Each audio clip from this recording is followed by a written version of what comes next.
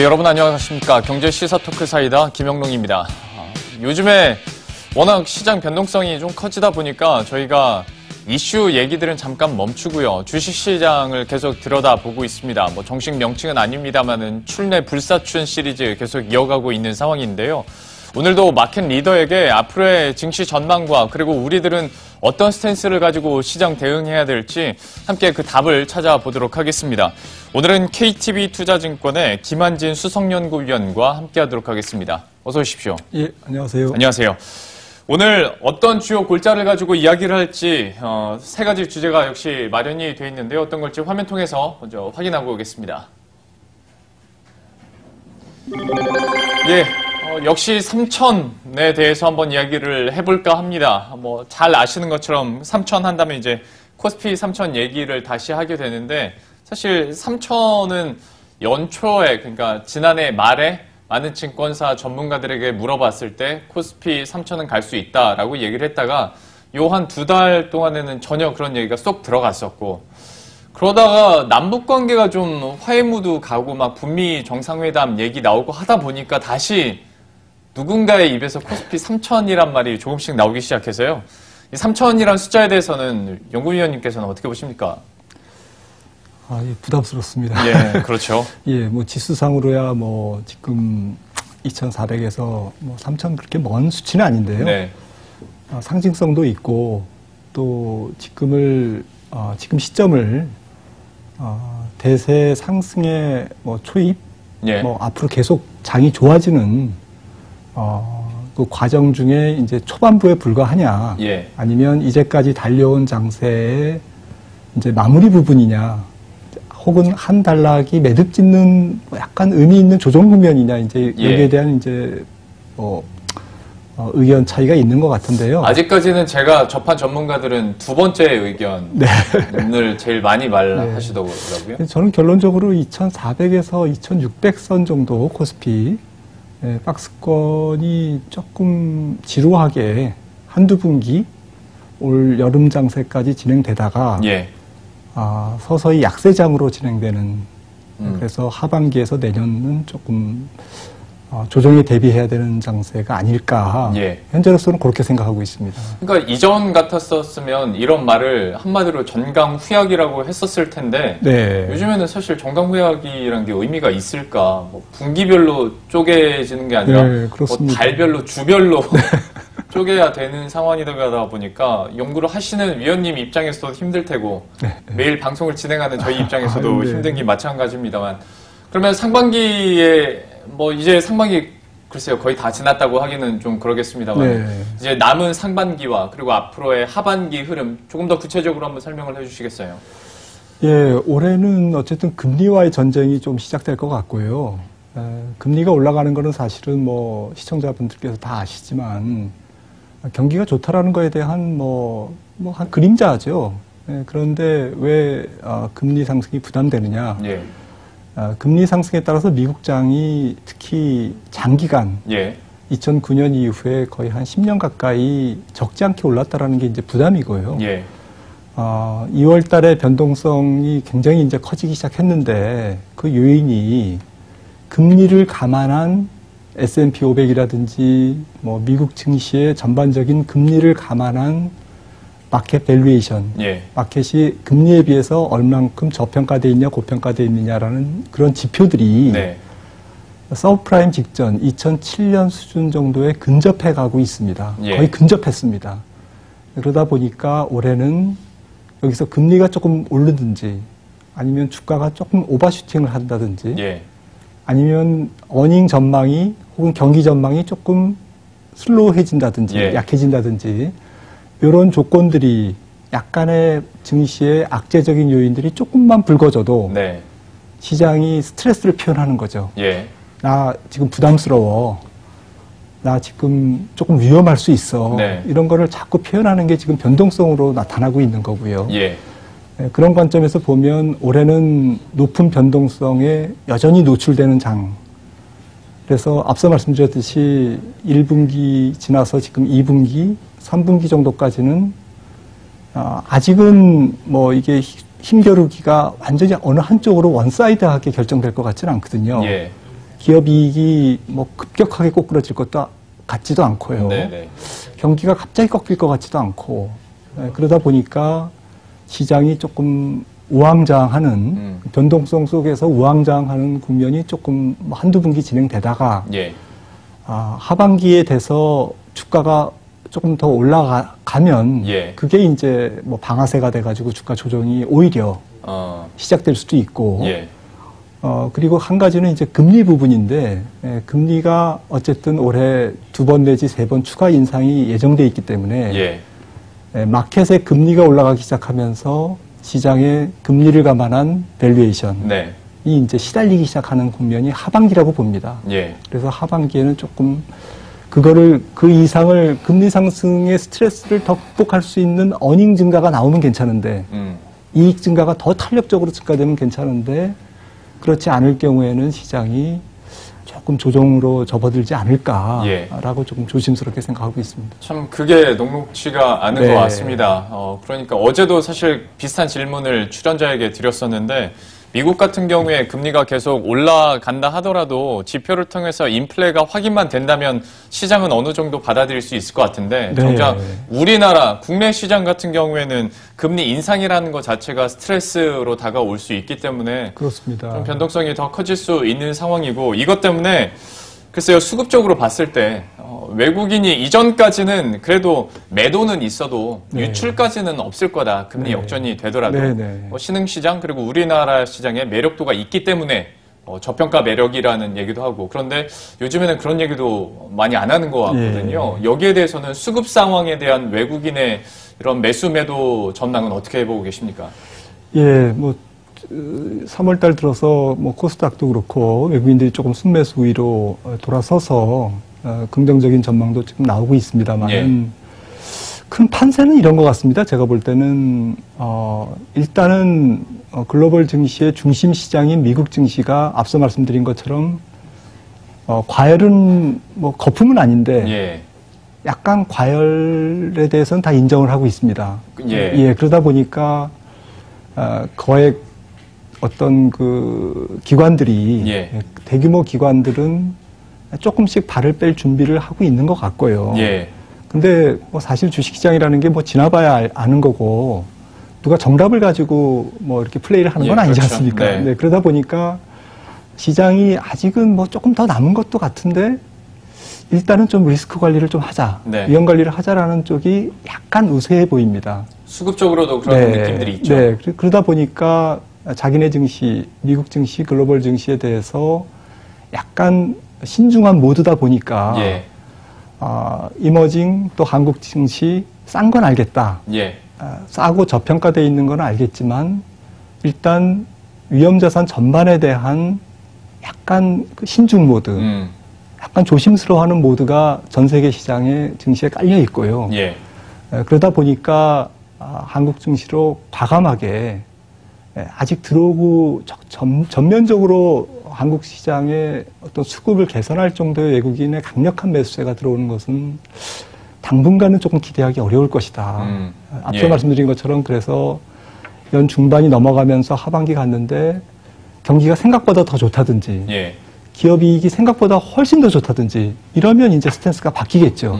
근데 현재의 컨센서스는 연 중반 지나서 하반기에 그런 정도의 강력한 예. 어떤 경기나 실적 모멘텀이 보이지 않다 보니까 예. 지금은 조금 중립적인 스탠스로 가져갈 가능성이 높습니다. 그러니까 요즘 수교 동향을 보더라도 말씀하신 외국인도 그렇고 국내 기관들도 그러니까 이 말이 맞을 수 있을지 모르겠는데 거품은 아닌데 네. 겁을 느끼면 오는 약간 그런 상황인 것 같습니다. 참 그러다 보니 이제 많은 개인 투자자들이 눈을 돌리는 것이 코스닥 시장 아니겠습니까? 그리고 네. 이럴 때 튀는 종목들은 항상 코스닥 시장에서 나오고 그나마 모멘텀이라고 할 수 있는 것이 정부 정책에 대한 기대감은 아직까지 조금 남아있는 상황이어서 그렇습니다. 코스닥 시장에 대한 전망은 그러면 어떻게 하십니까? 네, 뭐 앞서 말씀드렸듯이 외국인들이 2월 달에 한 1조 2천억 코스닥 순매도 하다가 3월 달 들어서 이제 지금 순매수로 좀 돌아섰고 예. 그 다음에 뭐 네이처셀이라든지 뭐 차바이오텍 같은 조금 종목별 예. 뭐 좀 어수선한 이슈가 있었음에도 불구하고 전반적인 코스닥 분위기가 조금 상반기에 남은 2분기에 조금 한번 상승 랠리를 이어가지 않을까라는 기대감이 좀 높은 건 사실인 것 같고요. 네. 딱히 지금 시장 주도주가 없는 상태이기 때문에 좀 매크로 지표에 좀 자유롭고 또 약간 성장 기대감, 또 말씀하셨던 정책 기대감 이런 게 종합적으로 조금 우호적인 네. 코스닥 시장은 저는 상반기 중에는 한 번 더 추가 랠리를 할 가능성이 있어 보입니다. 예. 그래서 코스닥 지수도 코스피처럼 상반기에 한 700에서 800, 900에서의 그 랠리를 한번 상단은 조금 제한돼 보입니다만은 그래서 그래도 전고점을 한번 트라이하는 랠리가 좀 있어 보이고요. 예. 가능해 보이고요. 정책 기대감 말씀하셨는데 일단 지금 정부의 혁신 성장 정책이 조금 여러 가지 정치적인 이슈라든지 이런 거에 밀려서 네. 조금 물밑에서 계속 진행은 되고 있는 걸로 알고 있습니다만 4차 산업혁명위원회 대통령 직속 예. 이게 지금 워킹되고 있고 또 여러 가지 코스닥 활성화 정책도 지금 차분하게 진행되는 걸로는 알고 있습니다만은 네. 시장의 주목을 끌 정도의 어떠한 그렇죠. 1월만은 못하죠. 네. 조금 시장의 관심을 끌 만한 조금 대형 이벤트가 있어야 되는데 지금 그 이벤트 중에 하나가 KRX 300 이번 주에 이제 ETF 상장이었는데 네. 문제는 이제 ETF가 6천억 시드 펀드로 설정이 됐지 않습니까? 예. 이쪽으로 이제 얼만큼 넘어올 거냐. 예. 이걸 벤치마크로 해서 얼만큼 국내의 기관 투자가들이 이쪽에다가 매수세를 조금 쏠 거냐. 예. 이 부분이 이제 관건인데 제 생각에는 아무래도 이거는 좀 중장기 이슈로 봐야 될 것 같고요. 예. 코스닥 비중이 일단 한 20% 정도 이렇게 적지 않게 편입 비중이 올라가는 긍정적인 효과가 있어서 그 효과를 당장 ETF 상장돼서 다른 거 다 제쳐두고 그쪽으로 막 돈이 쏠린다든지 이럴 것 같아 보이지는 않고요. 네. 중장기적으로 서서히 진행될 것 같습니다. 네. 그래서 코스닥 시장은 현 지수대를 조금 저는 바닥으로 보고 싶습니다. 참 저희가 얘기를 하다 보면 그래도 좀 긍정적인 얘기를 해드리고 싶어도 그래서 긍정적인 혹은 탄력을 줄 수 있는 모멘텀을 찾다가도 항상 그래도 현 상황을 보면 우울한 게 여전한 상황인데요. 그래서 두 번째는 우울한 얘기를 다시 한번 해야 될 것 같습니다. 좀 코스닥 시장에서 중장기적으로 봤을 때 올라갈 수 있다라고는 얘기해 주셨지만 현재에 대한 이슈는 아무래도 시장을 짓누르고 있는데요. 아마 어떤 걸지 너무 잘 아실 것 같습니다. 화면 통해서 두 번째 주제도 함께 확인을 해보도록 하죠. 두 번째는 역시 G2입니다.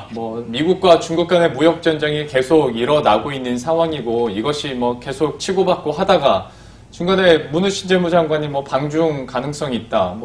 중국 외교부에서도 협상문 열려 있다. 여기까지 왔다가 또 간밤에는 중국이 WTO에 제소한다는 외신을 통한 보도 내용도 있었고 하루하루가 다릅니다. 어제는 우려였는데 내일은 우려 완화고 그 다음날엔 또다시 우려. 이런 상황에 대해서 먼저 어떻게 보시는지 무역전쟁이 정말 현실화될까라는 생각도 좀 들고요. 어떻게 판단하고 계십니까? 저는 무역전쟁이 현실화될 가능성은 지극히 낮다라고 생각하고요. 부시 대통령이 2002년에 자동차하고 철강, 특히 자동차에 대한 관세를 들고 나왔는데 딱 1년 유지하다가 돌연 취소를 했습니다. 카드를 접었죠. 근데 이제 그때 2002년도에 자동차 주가가 빠진 게 부시 대통령의 무역 장벽 때문에 통상 마찰 때문에 빠진 거라기보다는 사실은 그때 경기가 안 좋았습니다. 전 세계 경기가 안 좋았고 닷컴 버블 이후에 2003년 이후에는 이제 자연스럽게 부시 행정부가 통상 마찰 카드를 집어넣으면서 다시 시장은 이제 평온을 찾았는데요. 좀 비슷한 흐름으로 가지 않을까. 결국 미국이 WTO라는 95년부터 WTO 체제가 다자간 글로벌 무역 질서가 성립이 됐는데 전문가들이 볼 때는 저도 뭐 전문가는 아닙니다만은 그 WTO에 미국이 패소할 가능성을 높게 보고 있습니다. 예. 왜냐하면 실제로 이게 실행됐을 때 피해 규모가 미국 교역국들에게 상당한 그 피해가 규모가 크거든요. 네. 그럴 경우에 WTO가 미국 손을 들어주긴 좀 어렵다라는 거죠. 네. 그래서 트럼프 행정부가 이거를 기존의 무역 질서를 전부 파괴하고 나갈 정도의 어떤 그런 시나리오, 그런 보관을 갖고 예. 그런 배짱을 갖고 지금 밀어붙이는 거냐라고 보기에는 조금 그렇지 않을 것이다라는 의견이 우세한 것 같고요. 예. 일단 뭐 많은 언론에서 보도가 됐습니다만 일단 트럼프의 계산은 일단 핵심 지지층의 결속, 예. 그리고 11월에 있는 중간선거에서 상원 의석수를 조금 더 확보하기 위한 포석, 네. 그리고 트럼프의 협상 방식이 항상 먼저 세게 나가고 그렇죠. 조금씩 뒤로 물러서 주면서 예. 약간 뭐 이렇게 좀 달래주는 네. 하면서 양보하는 척 하면서 실익을 찾는 네. 취하는 뭐 이런 협상 방식으로 봤을 때는 서서히 지금이 가장 불안하고 시간이 지날수록 조금씩 해소돼가는 국면으로 봐야 되지 않겠나. 예. 라는 게 이제 중론이고 저도 그렇게 생각을 하고 있습니다. 예. 문제는 이제 그 초기 과정이 조금 뭐 어수선한 거죠. 그렇죠. 가뜩이나 시장이 약한데. 네. 네네. 그러니까 뭐 협상 우위를 위해서 미국과 중국 간의 힘겨루기는 나타나고 있는데 트럼프는 또 중간 선거라는 이슈가 있고 시진핑 국가주석 같은 경우에는 장기 집권을 해야 되는 상황이다 보니까 그렇다고 정말 무역 전쟁을 하기에는 좀 리스크가 너무 큰 상황이고 많은 전문가들이 그건 좀 희박하겠다라고 얘기를 하고 있으나 네. 우리 개인 투자자 입장에서는 무역 전쟁은 안 일어난다 하더라도 당장 나한테 체감되는 변동성이 그대로 그렇습니다. 맞닥뜨려지다 보니까 네. 이거는 뭐 무역 전쟁이 일어나고 안 일어나고의 문제가 아니라 이것을 내가 어떻게 파도를 헤쳐 나가느냐의 문제가 될 것 같습니다. 여기에 대해서는 투자 스탠스나 전략을 어떻게 가져가는 것이 현재로서는 가장 현명할까요? 일단은 뭐 그 트럼프 행정부 내내 이 이슈는 계속 그 악재 요인으로 작용을 할 것 같고요. 예. 그리고 변동성을 창출하는 어떠한 뭐 재료가 될 것 같습니다. 좋지 않은 재료가 될 것 같은데 그래서 자꾸 이제 시장은 약간 이런 이슈에서 좀 먼 종목을 찾으려고 할 것 같아요. 네. 시장은 뭐 어떤 그런 환경적 매크로 환경, 통상 마찰, 환율 전쟁, 뭐 G2의 무역 전쟁 이런 이슈에서 조금 더 자유로운 그런 종목들을 찾으려고 할 것 같고요. 그런 종목들이 조금 뭐 제조업, 그 다음에 교육재 이런 예. 것보다는 약간 무형적인 재화, 컨텐츠, 네. 가령 뭐 게임이나 엔터나 뭐 약간 또 소프트웨어적인 통상 마찰이나 매크로 변수에서 조금 벗어나 있는 자유로운 그러면서도 실적이 뒷받침되는 쪽으로 자연스럽게 시장의 주도주 내지는 중심축을 살짝 비껴가게 만드는 요인이 될 것 같습니다. 환경적 요인이 될 것 같습니다. 콘텐츠 게임 네. 아니면 금리 인상은 확실하니까 금융주 정도만 네. 생각이 나네요. 네, 맞습니다. 그래서 실제로 저희가 뭐 이런 어수선한 매크로 환경이 불거졌을 때 조금 주가 측면에서 유리한 스타일을 좀 찾아봤거든요. 예. 저희 리서치에서도. 해보니까 역시 그렇게 나오더라고요. 조금은 좀 뭐 영어로 인텐저블 굿, 예. 약간 뭐 무형제적인 그런 뭐 약간 가볍고 말랑말랑한 예. 그런 주식들이 올해는 조금 대세가 되지 않을까 이렇게 생각을 합니다. 참 근데 또 문제가 가볍고 말랑말랑한 변동성도 또 크기 마련이어가지고요. 참 이게 여러분들에게나 또 저희들에게 고민거리가 될 것 같은데요. 한 가지만 더 좀 여쭤보도록 하겠습니다. 제가 잠깐 금융주 언급을 해드렸던 것이 무역전쟁 뉴스들이 아무리 이렇게 많이 터져 나와줘도 변하지 않는 글로벌 대세는 금리 인상 기조란 말이죠. 네. 그러다 보니까 이제 대안으로 코스피에서는 금융주를 찾고 있고 코스닥에서는 말씀하신 것처럼 뭐 게임주나 좀 말랑말랑한 거 무형적인 콘텐츠 관련주들을 얘기하고 있는데 금융주에 대해서 잠깐 얘기를 해보고 세 번째 이제 주제를 한번 네. 보도록 하겠습니다. 금융업종에 대해서는 어떻게 보십니까? 제가 금융 담당자는 아닌데요. 예. 근데 우리나라 은행주만 놓고 보면, 그냥 매크로 전략단에서는 약간 그 탑라인, 예. 그러니까 지금 가계부채라든지 대출 규제 때문에 탑라인 조금 막혀 있는 부분이 네. 금리 상승으로 인한 마진 확대를 조금 억제하는 그래서 해외 어떤 금융주보다는 은행주보다는 조금 금리 상승에 따른 뭐 좋은 재료의 어떤 반영 주가에 대한 반영도가 예. 조금 반감되지 않을까라는 생각을 좀 해봅니다. 아, 알겠습니다. 역시 금리 인상이라는 호재가 있기는 한데 또 우리나라만의 정부 정책적인 어떤 규제 특성도 있었고 요즘에는 뉴스를 통해서 워낙 뭐 채용비리 관련한 흉흉한 소식도 나타나다 보니까 실제로 주가도 좀 반영이 되는 것 같아요. 금융주에 대해서 잠깐 얘기를 해봤는데 그러면 어떻게 우리가 이 파도를 헤쳐나갈 수 있을까? 세 번째 주제를 통해서 함께 이야기 풀어나가 보도록 하겠습니다. 예, 세 번째에 대해서는 저희가 주도 업종에 대해서 한번 여쭤보고자 합니다. 투자 전략 측면에서 우리가 어느 곳에 좀 집중을 하면 좋을지 좀 앞으로의 판을 보실 때 어떻게 투자를 하는 것이 좋다고 어떤 방향성을 가지는 게 좋다고 보십니까? 네, 뭐 이런 질문 받으면 뭐 실적 좋은 거 사십시오 이러면 상당히 그 비난을 받습니다. 예. 그런데 그건 뭐 사실은 뭐 망고불변의 진리고요. 예. 지금 우리나라 시장이 사실은 조금 억울합니다. 네. 왜냐하면은 어닝의 기업 이익의 상승 속도보다 주가의 상승 속도가 이번 강세장 국면에서 굉장히 약했거든요. 예.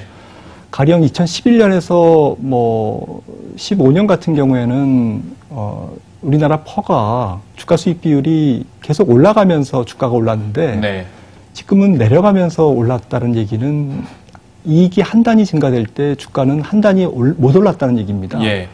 그래서 이익의 어떤 주가 반영도가 조금 낮았다라는 관점에서는 시장 안에 저평가되어 있는 종목들이 실적 대비 저평가되어 있는 종목들이 많다라는 이야기이고요. 예. 그 얘기는 시장이 만약에 분위기가 굉장히 전반적으로 강해지면 전 세계 증시가 강해지면 올라갈 주식이 많다라는 긍정적인 이야기이기도 합니다. 그래서 만약에 시장을 공격적으로 보는 투자자라면 제 생각에는 경기가 확장 국면에서 좋아지는 섹터들, 예. 그게 뭐 화학, 철강, 조선, 뭐 IT, 금융 뭐 이런 주식들 아니겠습니까? 예. 산업재나 소재를 중심으로 한 시클리칼 종목들이 이제 가장 유리한데요. 앞서 말씀드렸듯이 2분기에서 3분기 초입까지는 제 생각에는 주식시장이 그래도 버티면서 이런 시클리칼들이 조금 괜찮지 않을까라는 예. 생각을 갖고 있고요. 그 다음에 이제 하반기로 갈수록 저희의 시황관으로는, 뷰로는 약간 뭐 시장이 조금 더 눌릴 것 같고, 좀 불안 요소가 조금 더 확대된다라고 보기 때문에, 결국 2분기에서 3분기를 이런 경기에 민감한 주식, 시장의 베타가 높은 주식, 또 시클리칼, 소재, 산업재 이런 쪽들을 조금 비중을 좀 줄여야 되는, 그러니까 짧게 조금 하시고 이거를 너무 길게 가져가시기에는 조금 부담된다라는 전체적인 매크로 뷰로 봤을 때는 부담스럽다라는 거고요. 올해 또 금리가 또 올라가는 국면에서는 앞서 뭐 질문을 주셨지만 전략이 두 개가 나오는 것 같습니다. 예. 하나는 아예 금리에서 그러니까 매크로 변수에서 아예 먼 섹터가 좋거든요. 예. 그런 관점에서 앞서 뭐 좀 말랑말랑한 주식, 뭐 컨텐츠 이런 걸 말씀을 드렸는데 네. 올해는 아무래도 하반기에까지도 이런 주식들에서 종목 발굴이 굉장히 활발해질 것 같거든요. 네. 그래서 좀 제조업보다는 비제조업, 예. 그리고 좀 모멘텀, 그러니까 지난달에 강했던 것보다는 지금 좀 눌려 있는 주식, 예. 모멘텀 주식보다는 좀 퀄리티 주식. 예. 또 금리가 또 올라가면 여러 가지로 좀 시장의 전체적인 묵직한 부담 요인이 커진다라는 의미가 될 수도 있기 때문에 네.